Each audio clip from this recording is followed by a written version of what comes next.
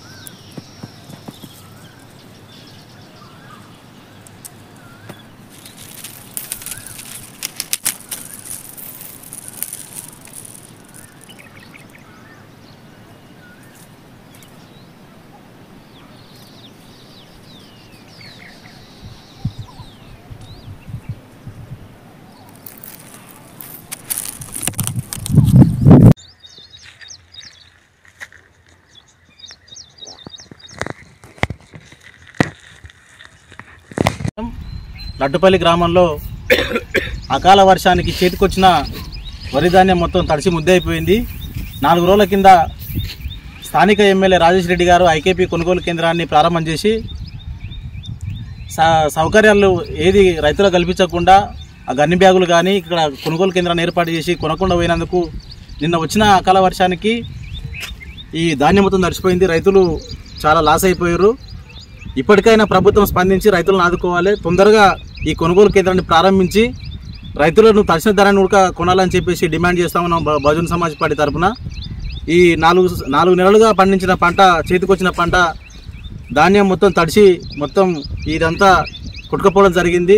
రైతులు తీవ్రంగా నష్టపోయారు. ప్రభుత్వం వెంటనే స్పందించి కొనుగోలు కేంద్రాన్ని ప్రారంభించి రైతులను ఆదుకొని ఈ తడిసిన ధాన్యాన్ని కూడా సరైన ధర, మద్దతు ధర ప్రకటించాలని కోరుతూ మేము బహుజన సమాజ్ పార్టీ తరఫున డిమాండ్ చేస్తూ ఉన్నాం.